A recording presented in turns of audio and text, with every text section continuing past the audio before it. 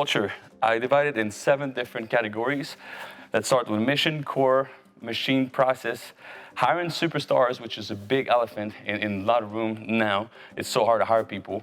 Fuel, how you're gonna get the team to get passionate about what they're doing. And the last one, assessment, or KPIs.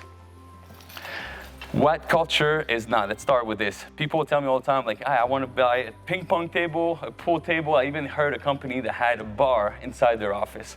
But it's not that. It's not a company parties. It's not things. It's action and emotion. Action and emotion will create a culture. And something you don't want to hear today, it takes time. You don't build a culture overnight. Okay, so when you, and we see this in Instagram and on social media right now, we see these guys that have Lamborghinis and they have flashy lifestyle. It feels like it's easy button. We're all looking for the easy button, but it takes time. So I'm going to teach you a few tricks. First one is the mission. What is the mission of your company? What is something that you can focus on, the entire team, that would help them make the right decision? Bart, how many years have you been in business? How many years? Yes.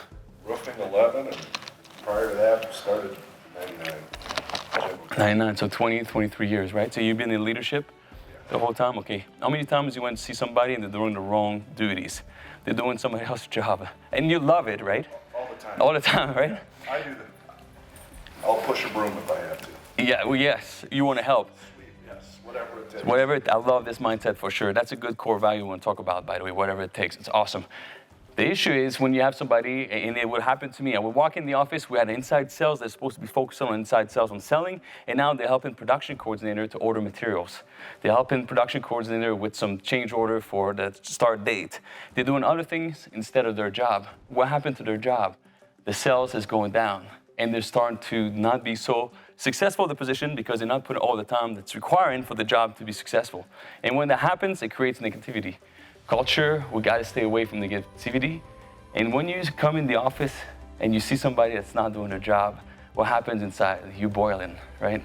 So that's adrenaline and dopamine. Adrenaline, the rush inside your body, that's the evil hormone, okay? We don't want that, all right? You wanted this if you're maybe in sports athletes, even that, you want to control that part. So stay away from those things. So the mission, what is something that if your company, anybody, can think about one thing and it will help them make the decision of what they're going to do next, or if the action they're about to do is the right one or not.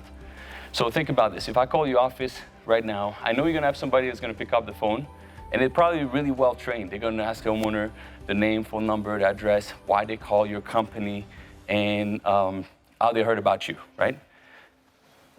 Why do we don't go overseas and get people to answer their phones? Anybody ever tried to doing this? It's a disaster. Don't do it, okay? Because of what?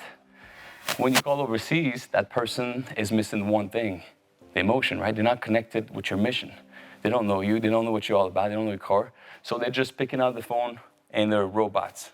Same thing when you call somewhere, they said, press 1 for the English service, right? They never have French service, by the way, here. It's all, you know, guys killing me. But we don't want that. We want to stay away from all this, right? Because that creates negative energy. So your mission, your office staff, what they could be thinking about that would help the entire company when they pick up the phone.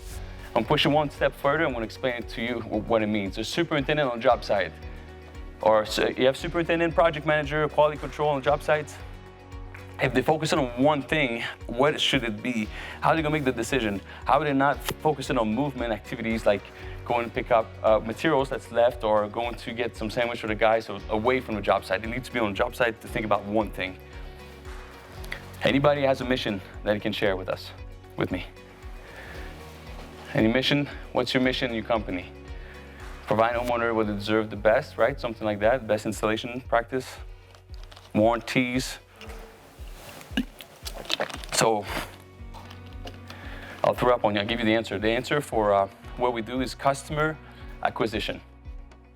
Okay, our goal is to sell as many roofs as possible because we know we have the best service, installation, and warranties. It took me a while to understand that because I was always thinking like customer service, but there's no service for customers if there's no sales. And you're not really helping your community if you're not selling roofs. It's your duty to sell roof. Now, how does this apply to the person that picks up the phone? That's pretty easy, right? When they pick up the phone, they're energized. They will say like, how can I get as much information from that person so when my outside salesman goes and meets them, they have information about the homeowner so they can sell the roof. Easy, right? What about the superintendent? A little bit more tricky. Superintendent is there for quality control, flawless installation, make sure the homeowner is happy. So if the homeowner, and I hear this a lot, if somebody tell me this is Martin, we want customer acquisition through our perfect installation. Our workmanship is the best, that's why we get work. When's the last time you saw a homeowner go on the roof to inspect the roof? Doesn't happen, right? So it's not your craftsmanship that makes you special. I hate to say that, I won't do craftsmanship, but homeowner expect you to do the job properly. So it's not that. So when, let's say, for example, we get, I got one superintendent, I'm thinking about a story here. Nate, okay, Nate is a young kid, he's 22 years old, he's in the Hilton Head, he's a superintendent, he's in charge of the job that he's got to produce as a superintendent. Nate just got a new girlfriend, he's 22, he's good looking, and it's 6 o'clock on a Saturday night. He's pretty tired, he wants to go home, he wants to go on a date, and then there's trash left on the ground. Okay, and the homeowner is not home, it's absentee owner, we get a lot of those.